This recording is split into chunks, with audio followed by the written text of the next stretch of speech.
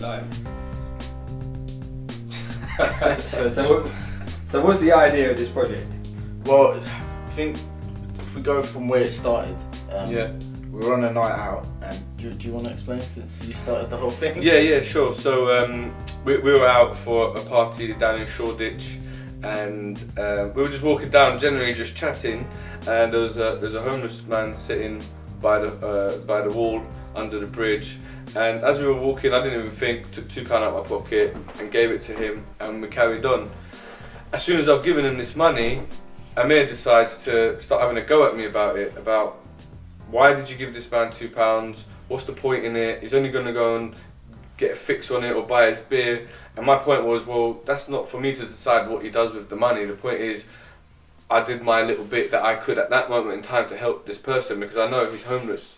I've got things, I've got my home and this, that and the other. Maybe it just makes me feel good, but at least I'm doing something at the end of the day to help the fellow person. Yeah, and I think this is why we've been arguing about it so much, because I don't agree with that at all, because to him he might think he's helping, but if this person needs help, if they're an addict, he's fueling their addiction by just giving him some money. Yeah, but that's the key word, if. Yeah, but that's the thing. If he's an addict, you don't know that. Yeah, but you don't know. He might be there because he hasn't got a choice. But he's hungry. How do I know he hasn't eaten for a few days? Buy him food. Yeah, but he might, do you know what I mean? £2 what can you buy for £2? Packet of crisps now, chocolate bar. That's it. I think we're going back. You can't even get a Happy Meal. I think this should give you a snapshot of probably what the last 2 weeks has been like. Yeah, well, because we can't agree on it. So what we decided to do, the only way to salvage the whole thing and salvage our friendship, because this argument, it started off a little bit on a funny tone, and it's escalating to a point where it's actually putting a strain on our friendship. I think, because I've never. This is going to make or break us. To be honest. I've never argued with anyone this much, and I love to argue. I've never argued with you before. I'm sick of it. So. I don't even know you think this way. Well, I don't think only I think this way. I think there's maybe a minority, but there's still a good amount of people that. I don't know. I always thought, I know you, so I know you're not a tight-fisted guy. No, it's not. I thought people that come up with that argument, they just don't want to give that. That's just their excuse. Yeah, I think they're gonna go and buy beer with it. I don't really care if he buys beer with it. That's his choice. Everybody has their option to make choices in life. And this is what I mean. It's. You've got to let people make their own choices. I think that's how the idea was born. That we said, look, why don't we just go and help someone in that situation to the end, actually help them, help them get on their feet, and that's not by giving them £2, or maybe by like me just thinking, well, my £2's not going to do anything. But or maybe we're not even going to be able to help them. We might not be able to help them. I feel that what is this person doing to help themselves? And so I'm thinking, how are we going to settle this? Well, we said well, my argument is, right, the system is letting these people down. Okay, I don't know how it all works. I've never been homeless, thank goodness. But I'm like, look, for example, you got the benefit system, you've got job seekers allowance, you got things like that. Yeah, but they can't sign on unless they have an address. So what comes first, the chicken or the egg? Right, they don't have the address, so they can't get the benefits. They don't have the address, so they can't get interviews. They can't get they haven't got a phone for them to go and apply for jobs. How are they going to get a job? But there's hostels. They can't have a shower. They can't be clean. So how many people apply for jobs? If that man comes in against another man, one dressed in a suit and one's dressed in, even though he's more skilled and maybe even better at this job, he's not going to get it. Yeah, but what's he doing to show his skills? The only way he's showing me any skills is he's showing his skills of manipulation, because he's sitting what he's doing near a cash is trying to survive. So when he's had a few drinks and he's feeling a bit charitable, he's getting money out and he's going to feel, I'll give you, that's...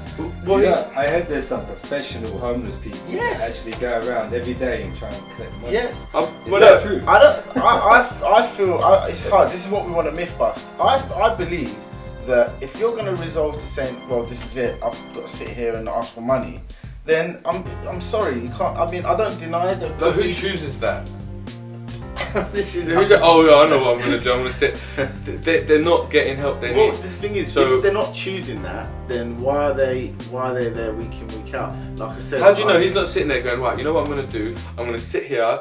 If 1,000 people walk past and each person gives me £1, I've got a deposit, and I'm going to go to that hostel and I'm going to get my life sorted out. But if each person walks past and goes, I'm not going to help him because he's going to buy beer, then he's never going to get nowhere. do you see our problem? Yeah. Because I feel that That's not a problem. I feel, You're well, the it is. problem. I'm not the problem. I think the problem is the fact that yes, we've got our theories. You've got yours. I've got mine. I've got things that I've. But All right, well, let's turn these about theories into facts then. That's Let's what turn I them mean. into facts. We don't know Let's enough go about. and find a few homeless people that are willing to accept our help, and we'll try and take them from A to Z. Yeah, and it will prove if someone is. What would you think if someone declines our help?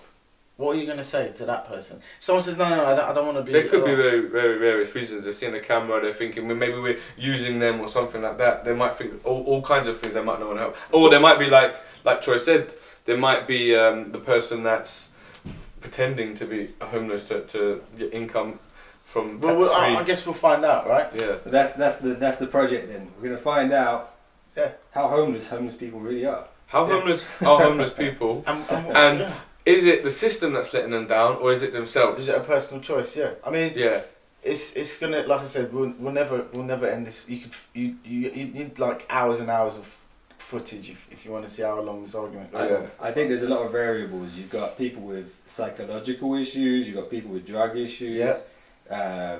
They've had bad upbringings. It's going to be hard to find a diamond in the rough, but let's see if we can do it. Yeah.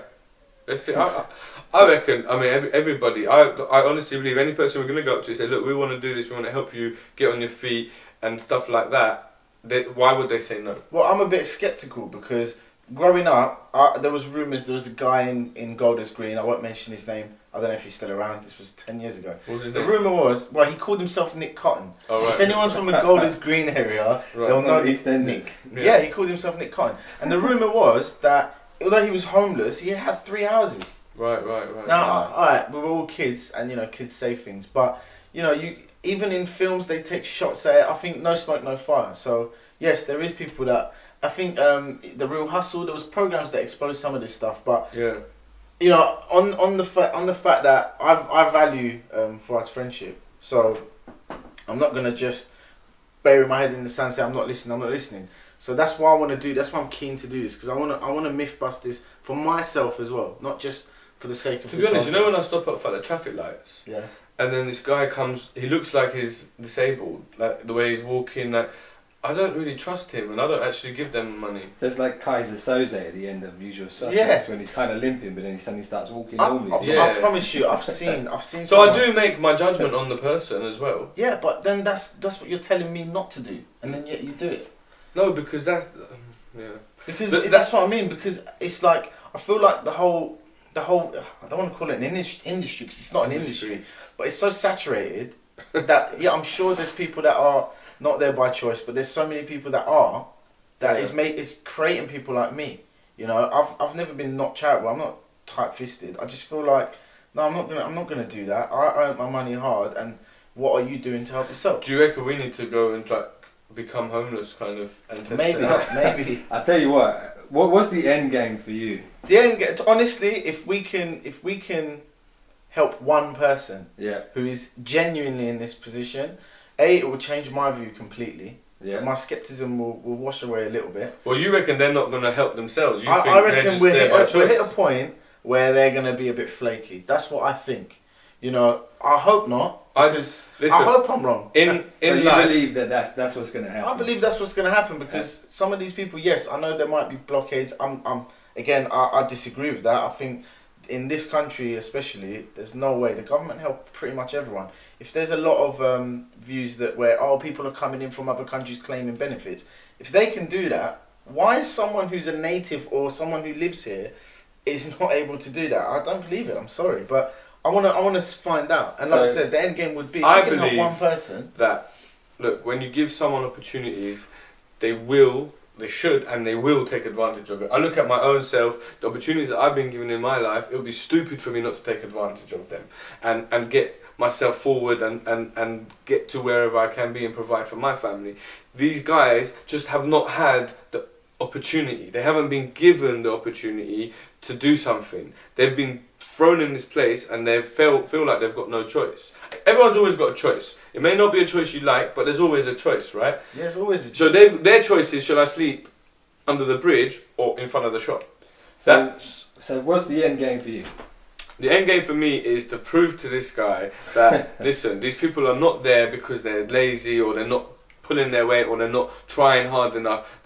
My point is to prove that it's the system that's broken. It's the case of the chicken or the egg. Which one came first? They're in this cycle that they cannot get out of unless somebody comes and literally props them up and gives them that opportunity. And me giving that £2 is my way of doing the opportunity. I mean, yeah, I could give up my life and go and start helping people, but I can't do that. But if we all do a little bit, then maybe we will make a difference together. Yeah, I think this is another issue that I've got. A lot of people think, oh yeah, I've done my bit, and that, oh, I'm such a good person, and it's like, you're not. If you're really about that, but it's better than doing nothing. This is not at you because we're here doing. No, this. I do it for myself to feel good. I do. Yeah, of course, it makes me feel good that I've helped someone at the end of the day. But it's better than not doing anything. No, of course, and that's I agree. And nothing charitable. Yeah. Everything you do. I think there was an episode of Friends or something that she tried to prove that everything you do that's charitable is for your own good. And I guess that's true. But you know, what's the harm? What personal gratification? Yeah, but I think that's probably the only common ground we have is that. Yes, okay. I'm saying if you want to help properly, and he's saying he wants to help. So yeah, let's prove the concept. I want to tell you guys a little story about when I gave a blanket to a homeless person once, man. It was a nice blanket.